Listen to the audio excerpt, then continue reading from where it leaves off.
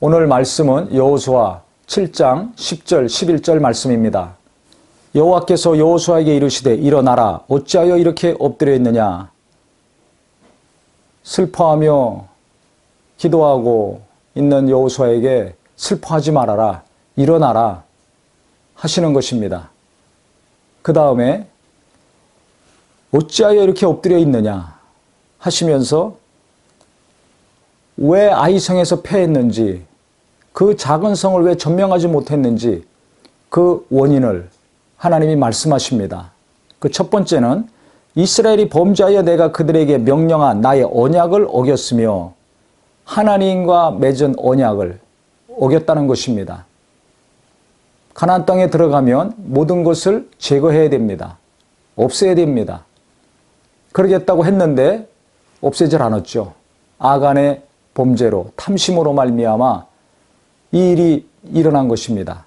그러니까 어느 한 사람의 죄를 지적하신 것이 아니라 약속을 어긴 것이다.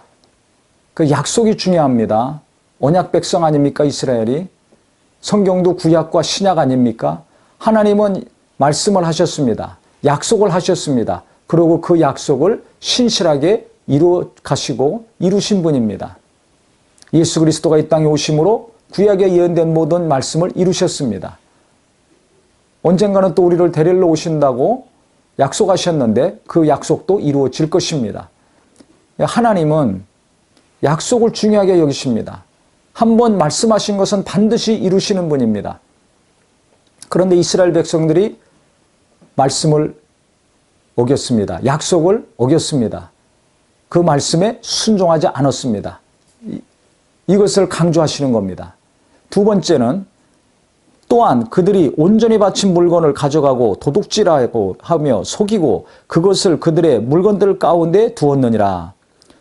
여기 도둑질했다, 속였다, 가져갔다 이렇게 표현하면 될 것 같은데 성경에 자세히 보면 하나님께서 그들이 온전히 바친 물건을 가져갔다고 했고 그 다음에 도둑질하며 속이고 그것을 그들의 물건들 가운데 두었느니라.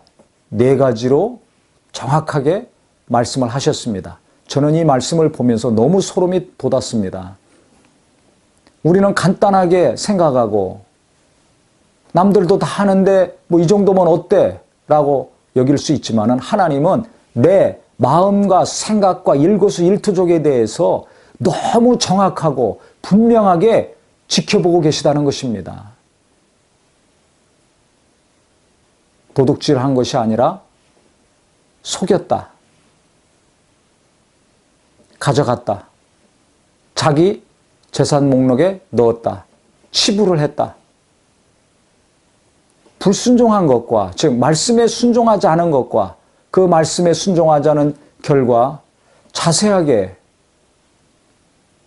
이 죄의 형태를 기록해 놓으신 것은 하나님이 우리에게도 경고하시는 메시지라고 저는 생각합니다.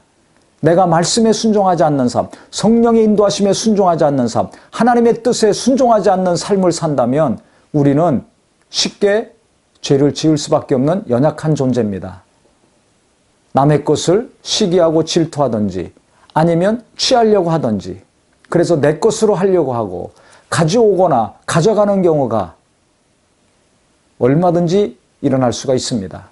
그것이 교회에서 일어날 수 있고 가족 간에 일어날 수 있고 직장에서도 일어날 수 있습니다.